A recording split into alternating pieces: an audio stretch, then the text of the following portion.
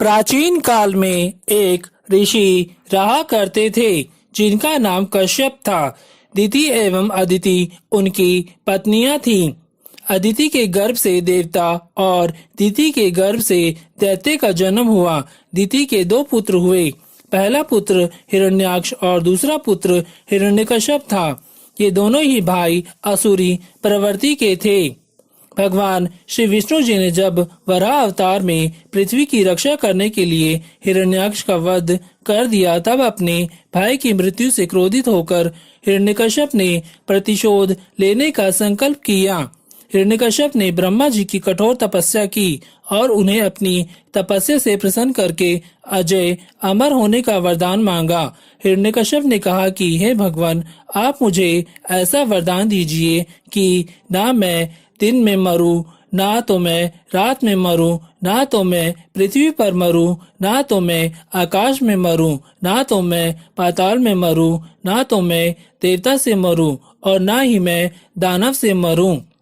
इतना सुनकर ब्रह्मा जी ने कहा, तथास्तु हिरण्यकश्यप। यह वरदान पाकर हिरण्यकश्यप ने स्वर्ग पर आक्रमण कर दिया, जिसमें सभी देवता गण पराजित हो गए। अजय होने के कारण हिरण्यकश्यप तीनों लोकों का स्वामी बनकर बैठ गया और उसे अपनी शक्ति पर इतना घमंड हो गया कि वह स्वयं को सर्वशक्तिमान समझने लगा। घमंड से अंधा हो चुका हिरण्यकश्यप का अत्याचार बहुत ज्यादा ही बढ़ने लगा।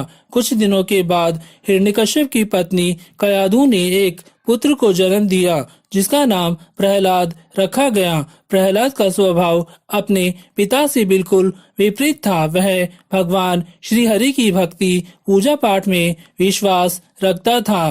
प्रहलाद जब बड़ा हुआ तो हिरण्यकश्यप ने उसे आदेश दिया कि वो केवल अपने पिता की पूजा करे, परंतु प्रहलाद ने ऐसा नहीं किया।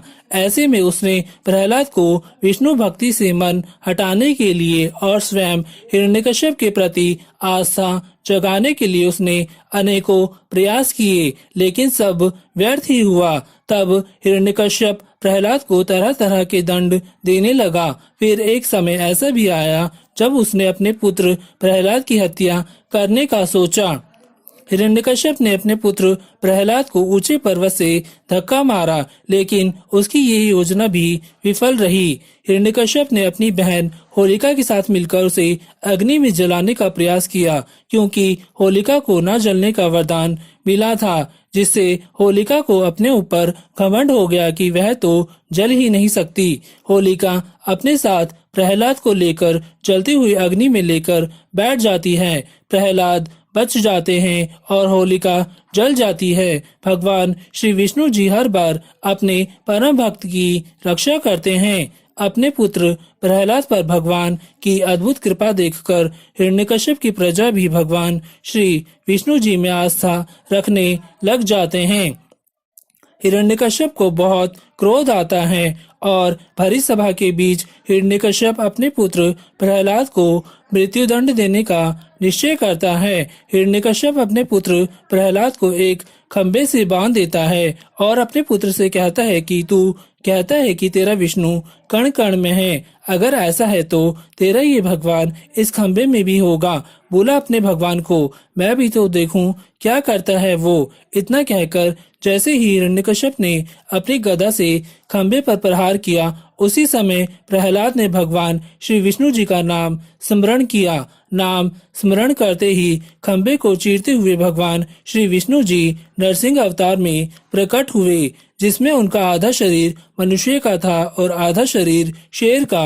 भगवान नरसिंह ने हिरण्यकश्यप को अपनी जांघों पर रखकर उसकी छाती को अपने रखून से फाड़कर वध कर दिया।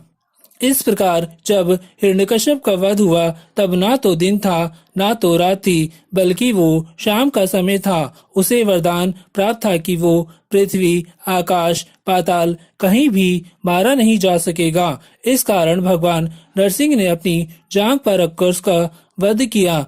वरदान के अनुसार न उसे देव मार सकते थे न दैत्य, इसीलिए श्री हरि ने नरसिंह अवतार लेकर उसे मार दिया।